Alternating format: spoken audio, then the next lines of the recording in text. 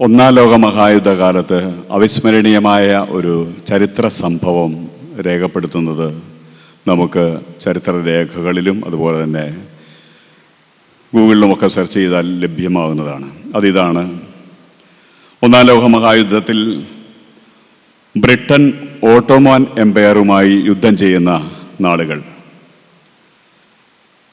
ബ്രിട്ടൻ്റെ royal നേവിയിലുള്ള സൈനികനാണ് John ട്രയാനോർ എന്ന ചെറുപ്പക്കാരനായ സൈനികൻ. ഊർജ്ജസ്വലനായ സൈനികനെ ഓട്ടോമൻ എംപയറിൻ്റെ സൈന്യത്തോട് യുദ്ധം ചെയ്യാൻ, രാജ്യത്തോട് യുദ്ധം ചെയ്യാൻ നിയോഗിച്ചിരിക്കുകയാണ്. ഗല്ലിപ്പോളി എന്ന പ്രദേശത്ത് ഈ യുദ്ധം നടക്കുമ്പോൾ വളരെ അവിചാരിതമായി ഒരു വലിയ ഷെൽ വന്ന് ഈ ജോൺ ട്രയറിൻ്റെ അവർ കൂടാരമടിച്ചിരിക്കുന്നതിൻ്റെ അടുത്ത് പൊട്ടിച്ച് തെറിക്കുകയാണ്. അതിഭീകരമായ ആ വിസ്ഫോടനത്തിൽ തലയും ശരീരവും ശരീരത്തിൻ്റെ ആന്തരിക അവയവങ്ങളും ഒക്കെ പെട്ടെന്ന് പൊട്ടിത്തകർന്ന, തലയ്ക്കുള്ളിലൊരു ബോംബ് വന്ന് പൊട്ടുന്ന ഒരു അനുഭവമാണ് ആ ചെറുപ്പക്കാരനുണ്ടായത്. ബോധരഹിതനായ അദ്ദേഹത്തെ ആശുപത്രിയിലേക്ക് പെട്ടെന്ന് മാറ്റി. ആശുപത്രിയിൽ അടിയന്തര ശസ്ത്രക്രിയയൊക്കെ കഴിഞ്ഞ് ജീവൻ നിലനിന്നു. പക്ഷേ കൈകളുടെയും കാലുകളുടെയും ചലനശേഷി ഭാഗികമായി തളർന്നു എന്ന് മാത്രമല്ല, അടുത്ത ദിവസങ്ങളിൽ ഇടപെട്ട് അതികഠിനമായ എപ്പിലെപ്സി എന്ന രോഗം പിടികൂടുകയുണ്ടായി. വീണ്ടും ശസ്ത്രക്രിയയ്ക്ക് വിധേയമാക്കിയപ്പോൾ സ്ഥിതി കൂടുതൽ വഷളാവുകയാണ് ചെയ്തത്. അങ്ങനെ ഇനി ഒന്നും ചെയ്യാനില്ല എന്ന് നേവിയുടെ വൈദ്യ രംഗവും വൈദ്യശാസ്ത്രവും എല്ലാം വിധി കൽപ്പിച്ച് ഈ രോഗം ഇനി ഇത് മാറുന്ന വിഷയമല്ല, കാരണം ചെയ്യാവുന്നതിൻ്റെ പരമാവധി നേവി ഡോക്ടേഴ്സ് വൈദ്യശാസ്ത്രവും എല്ലാം ചെയ്തു കഴിഞ്ഞു. അങ്ങനെ അയാളെ വീട്ടിലേക്ക് മടക്കുകയാണ്.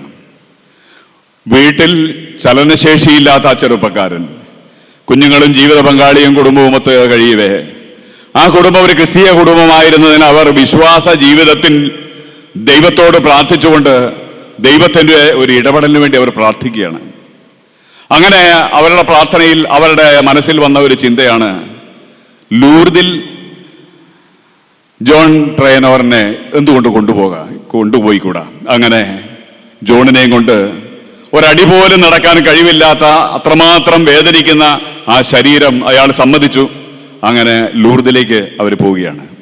ലൂർദിൽ പോയി ലൂർദിലെ കുരിശിന്റെ വഴിയിൽ പങ്കെടുക്കുമ്പോൾ ക്രിസ്തു കുരിശ് താങ്ങിക്കൊണ്ട് കുരിശും ചുമന്ന് പോയതുപോലെ തന്നെ ശിരസ് മുതൽ ഉള്ളംകാല് വരെ കഠിനവേദനയോടുകൂടി ആ കുരിശിന്റെ വഴിയിൽ അദ്ദേഹം രോഗാതുരമായ അവസ്ഥയിൽ അദ്ദേഹം ആ വീൽ ചെയറിലിരുന്ന് പങ്കുചേർന്നു.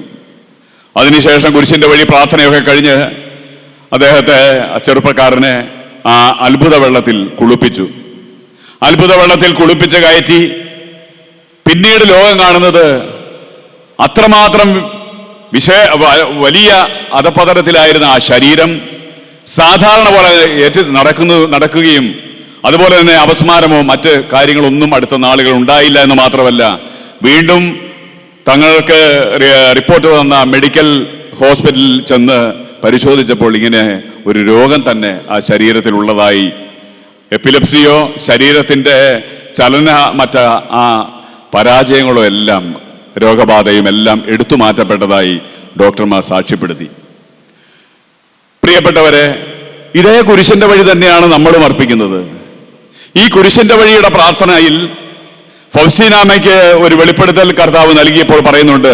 ഫൗസ്റ്റീനയുടെ ഡയറിയിൽ 369 പേജിൽ അത് പറയുന്നുണ്ട്.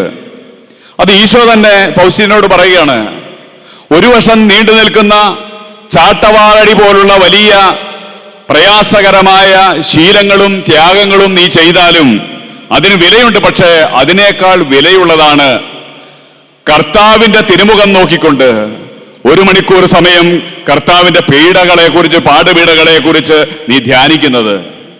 ഒന്ന്, നീ ത്യാഗപൂർവമായ ജീവിതം നയിക്കുമ്പോൾ നിന്റെ ഉള്ളിൻ്റെ ഉള്ളിൽ ദൈവത്തിന് വേണ്ടി, മനുഷ്യർക്ക് വേണ്ടി, വ്യത്യസ്തമായ നിയോഗങ്ങൾക്ക് വേണ്ടി നീ അർപ്പിക്കുന്ന വലിയ ത്യാഗം എന്നൊരു ചിന്തയിൽ അത് അർപ്പിക്കുന്നു, അതിന് വിലയുണ്ട്. പക്ഷേ നീ 1 മണിക്കൂർ സമയം കർത്താവിന്റെ പാടുപീഡകളെ കുറിച്ച് ഓർത്ത് ധ്യാനിക്കുമ്പോൾ നിന്റെ ജീവിതത്തിൽ ഞാൻ കടന്നു വരികയും എന്റെ കരുണയും എന്റെ സ്നേഹവും എന്റെ ഔദാര്യ മനസ്ഥിതിയുമെല്ലാം നിന്റെ ഹൃദയത്തിലേക്ക്, നിന്റെ ചങ്കിലേക്ക് ഞാൻ പകർന്നൊഴുകുകയും ചെയ്യുന്നത് വഴി നീ പുതിയ വ്യക്തിയായി മാറുന്നു. പ്രിയപ്പെട്ടവരെ, ഈശോയുടെ കുരിശിനെ കുറിച്ച് ധ്യാനിക്കുക എന്ന് പറഞ്ഞാൽ നമുക്കറിയാം, അതിന്റെ 1-ാം സ്ഥലം തന്നെ നമ്മൾ പാടുന്നത് ഇങ്ങനെയാണ്: മരണത്തിനായി വിധിച്ചു കറയറ്റ ദൈവത്തിൻ കുഞ്ഞാടിനെ, അപരാധിയായി വിധിച്ചു കൽമഷം കലരാത്ത കർത്താവിനെ,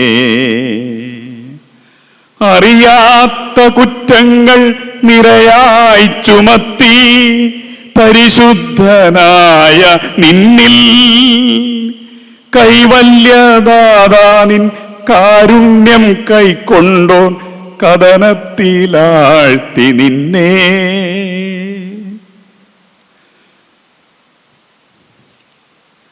ഈശോ പീലാത്തോസിന്റെ മുമ്പിൽ നിൽക്കുന്നു. അവിടുത്തെ ഒന്ന് നോക്കുക. ചമ്മട്ടി അടിയേറ്റ ശരീരം, രക്തത്തിൽ ഒട്ടിപ്പിടിച്ച വസ്ത്രങ്ങൾ, തലയിൽ മുൾമുടി, ഉറക്കമൊഴിഞ്ഞ കണ്ണുകൾ, ക്ഷീണത്താൽ വിറക്കുന്ന കൈകാലുകൾ, ദാഹിച്ചു വരണ്ട നാവ്, ഉണങ്ങിയ ചുണ്ടുകൾ. പീലാത്തോസ് വിധിവാചകം ഉച്ചരിക്കുന്നു. കുറ്റമില്ലാത്തവൻ കുറ്റക്കാരനായി വിധിക്കപ്പെട്ടു, എങ്കിലും അവിടുന്ന് എല്ലാം നിശബ്ദനായി സഹിക്കുന്നു. കുരിശിന്റെ വഴിയുടെ ഓരോ സ്ഥലങ്ങളും ഇതിന്റെ ഒരു 100 ഇരട്ടി, ഇപ്പോൾ പ്രാർത്ഥിച്ചതിന്റെ 100 ഇരട്ടി ആത്മാംശത്തോടുകൂടി ദൈവസന്നിധിയിൽ നിർനിമേഷമായി ധ്യാനിച്ച് ഇരിക്കുന്നതിനെയാണ് ഫൗസ്റ്റീനയോട് പറഞ്ഞത്. അല്ലാതെ അച്ഛനീ പ്രാർത്ഥിച്ചത് അതിന്റെ 100-ൽ 1 അംശത്തിൽ മാത്രമേ നിൽക്കുകയുള്ളൂ.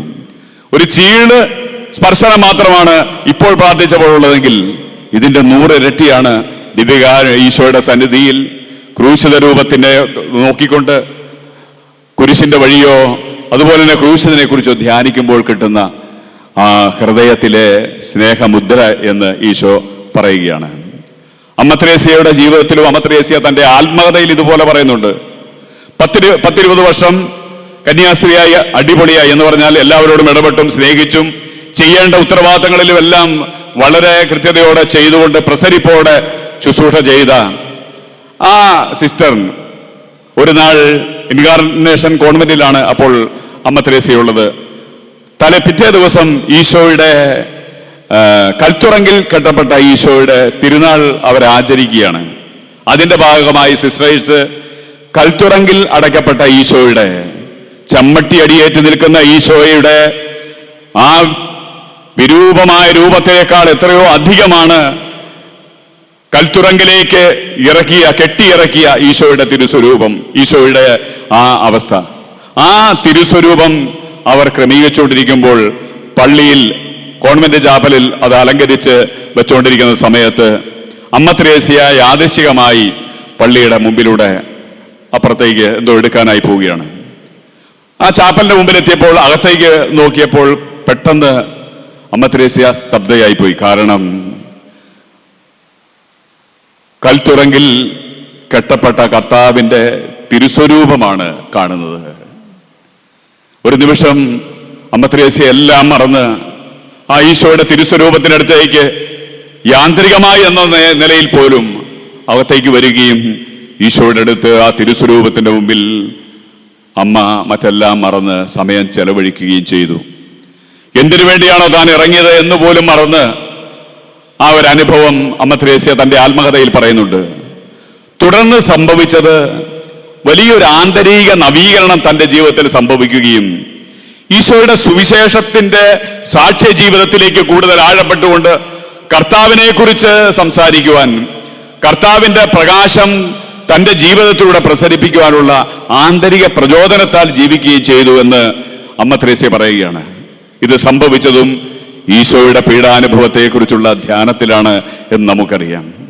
കൂടപ്പറപ്പുകളെ, ഈ കുരിശിന്റെ വഴിയിലൂടെ നമ്മളും ഈ നാളുകൾ പ്രാർത്ഥിക്കുമ്പോൾ, വ്യക്തിപരമായ പ്രാർത്ഥനയിലും കൂട്ടായ പ്രാർത്ഥനയിലുമൊക്കെ നമ്മൾ ഈ കുരിശിന്റെ വഴി പ്രാർത്ഥന ചെല്ലുമ്പോൾ അത്യത്ഭുതകരമായ വിധം ദൈവം കർത്താവ് തന്റെ കൃപ നമ്മിലേക്ക് ഒഴുക്കും എന്നത് വാസ്തവമാണ്. അതുകൊണ്ട് വ്യക്തിജീവിതത്തിൽ കൂടുതൽ ശുദ്ധിയോടെ ജീവിക്കുവാനുള്ള, മന്ദോഷതയിൽ നിന്ന് വിശ്വാസത്തിന്റെ ആഴങ്ങളിലേക്ക് ജീവിക്കുവാനുള്ള വലിയ കൃപ നമുക്ക് ഓരോരുത്തർക്കും കർത്താവ് തരട്ടെ എന്ന പ്രാർത്ഥനയോടെ ഈ വലിയ നോമ്പ് നമ്മളെ സംബന്ധിച്ച് കൂടുതൽ അന്വർത്ഥമായി ക്രിസ്തുവിൻ്റെ പ്രിയപ്പെട്ടവരായി ജീവിക്കാനുള്ള കൃപ ശുശ്രൂഷകളിലൂടെ നമുക്ക് കർത്താവ് നൽകും. അത് സ്വീകരിക്കാൻ നമുക്ക് ഇടയാകട്ടെ എന്ന പ്രാർത്ഥനയോടെ പിതാവിൻ്റെയും പുത്രൻ്റെയും പരിശുദ്ധാത്മാവിൻ്റെയും നാമത്തിൽ ആമേൻ.